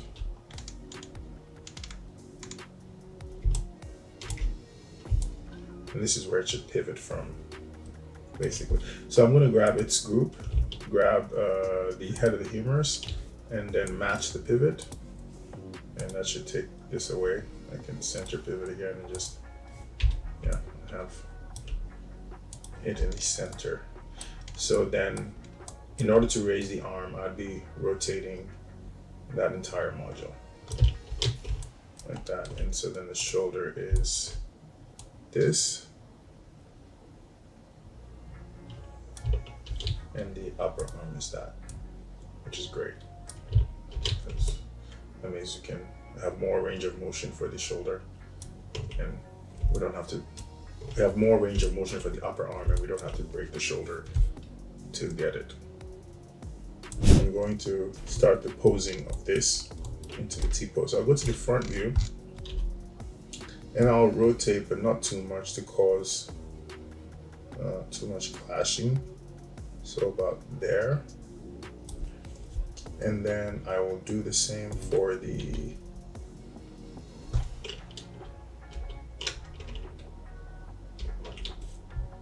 let me say first. Then grab the shoulder, rotate it a bit, grab the upper arm, rotate it till I get a straight, grab it straight, and then grab the lower arm. And I seem to have completely forgotten about getting that pivot correct.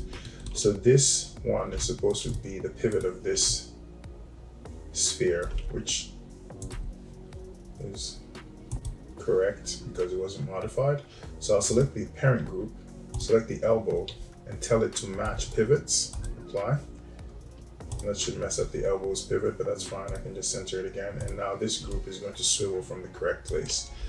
But in addition to having to rotate it up, I also have to go to the top view and make sure that it is aligned to the axis correctly. So like that. Go perspective. And I think this is pretty straight for HumanIK.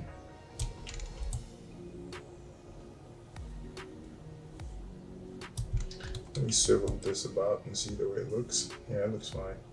It's just that. And this is, yeah. And most importantly, this does what it's supposed to do. Okay, so that's fairly straight arm. I'm going to go to the front view, just do like a simple inspection with this, go -90, just to see if I can chart the joint straight from the, let me hit 4. So straight from, it goes right through the arm and goes over there. So that doesn't feel too straight. So it looks like I'm going to have to take the shoulder and rotate it a bit more upward. And then I have to take the upper arm and align it like this. So now I should be able to chart a straight line from the core of the shoulders pivot through the arm and to the wrist, and that's going to be great for HIK. Get some nicely oriented controls. A5, and I can hide this, eventually do away with it. But yeah, that's it. This is now ready for rigging. I should actually do one more check. Shift H to bring that, go to the top view, actually the bottom. It's easier to see. And see if I'm also getting a straight line here. Yeah, that's fairly straight. That's good enough. It'll chart nicely. The great thing about this model is, or most of these robots, is that even though I'll be skinning to the joints, you'll be skinning entire geometries to it. So there's going to be minimal weight painting. It's only going to be in certain select areas. But okay, that's it for the T-posing of the character. Now it's time to mirror. Before I start the mirroring, I noticed that this piece here that represents the shoulders pivot point is not, is going to produce some penetration. So it's time to really just replace it with a cylinder. I'm going to create a simple cylinder.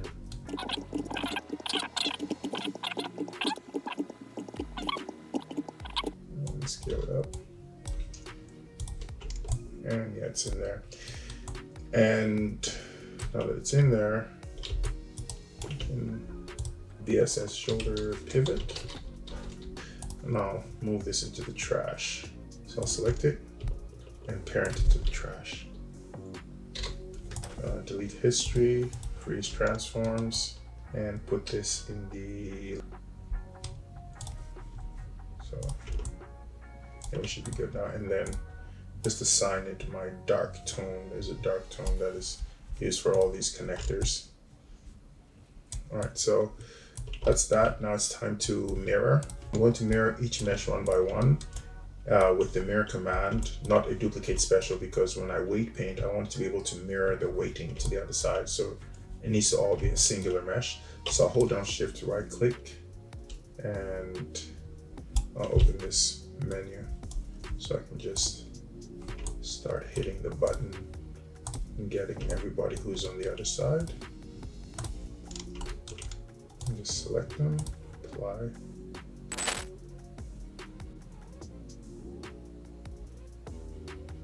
It crashed again. So it's becoming very clear to me that some of these meshes are just not going to work. Well, they are going to work.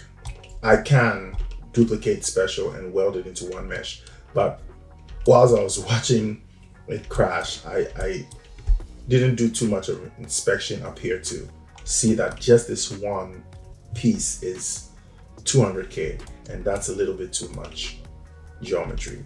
I'm going to do a little bit of reduction on some of these. So I'm going to go to the modeling menu, go to mesh, and do a reduce.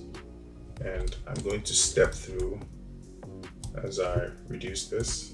All right, so I'm going to start with this one and do a 50% reduction, apply. And yeah, it does need to be cleaned up first. So I'm going to go mesh, clean up. So I'll hit apply, fixed it, and now I'm going to go mesh, reduce. Okay, so that's the first reduction. It's not bad. That brings us down to 100K faces. Let me see if I can go one more without deteriorating the silhouette. It looks like it's going to be fine going down even lower. So I'll go apply. Yeah, that's really good. I'm gonna try one more. I doubt it's gonna go any further. Let me see what it looks like. It still looks pretty nice. I like this. This little faceting here will make it look very like shading, like hand painted shading, but If I don't want it, I just have to soften normals and it will get rid of all of that. But I'm gonna keep it. I'll wait till the rendering stage to decide if it's going to be problematic. I'm gonna do one more and see if it hurts. If it doesn't, then I'll just keep it. Yeah, it's actually doing pretty well, surprisingly enough. It's all the way down to 12,000. Let me see one more. Wow. All right, this might be a little too much. This is a little too far. It's starting to look very game-like. So I'll stick with the 12,000 here. And let me go through and reduce these ones in the same way. And I'll be back when all the reduction is done.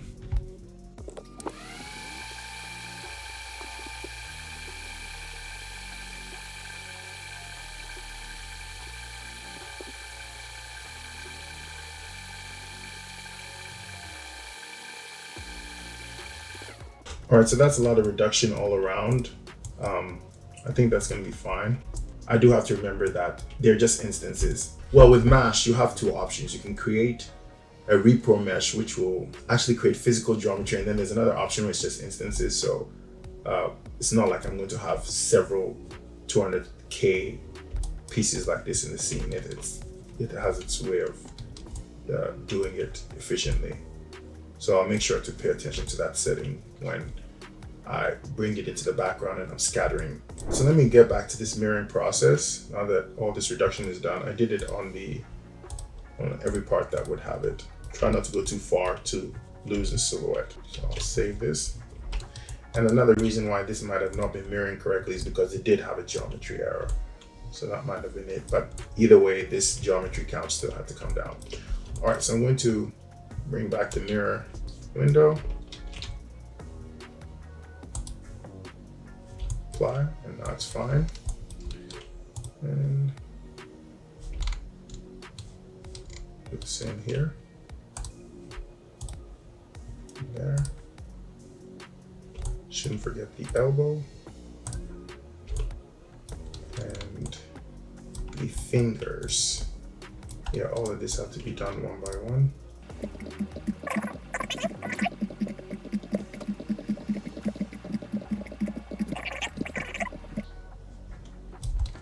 Right, and just have to repeat the same thing with the legs.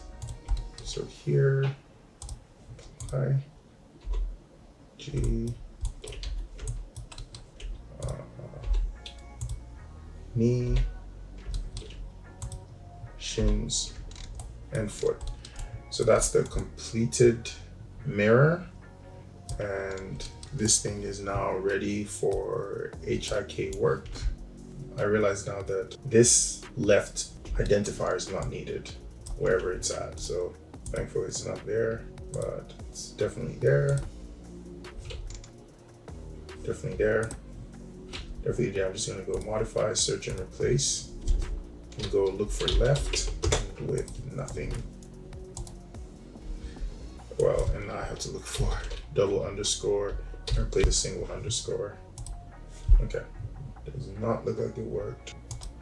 Okay, now it worked. I don't know why I did that. And I hope I didn't do the, yeah, I did it here too. All right, not there, not there, definitely here. And hopefully not in the fingers. Yeah, not in the fingers, so this is the only one.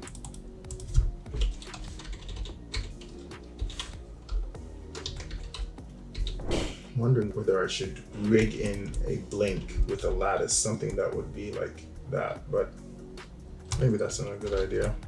All right, I'll leave them separate for now. Depend, I might decide to do something a little complex, like create some eyelids that can slide up and down, just so they can look a little bit more human-like in the background. And I can have some blinks going on in the background and some interesting expressions. I actually forgot one item, and that was this, so I mirrored that. And I have decided to create some eyelids just to bring this thing to life a little bit more. It's a very simple solution though. I'm going to isolate these two, grab this eye, duplicate it, rotate it in the opposite direction, -90, and then scale it up. So that should be good enough eyelids. And what I'm going to do is duplicate it again, and then I will call this geo assess left eyelid top. This will be left eyelid bottom. And all I'm going to do is delete the lower half, sorry, the upper half for the bottom eyelid and the lower half for the top eyelid. Make sure I get all the geometry.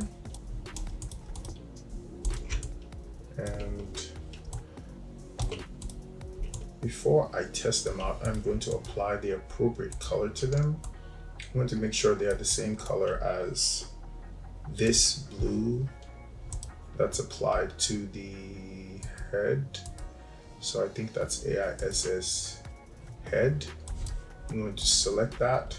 All right, so now that I've mapped it, I'm going to select both of these eyelids and apply this to it. And let me try to simulate a blink by simply rotating. Yeah, so it'll be this simple to close the eyes and open them with this. But before I do that, I am going to take both of them. Well, let's take them one by one and close this hole. I'm going to speed through and append for both of them.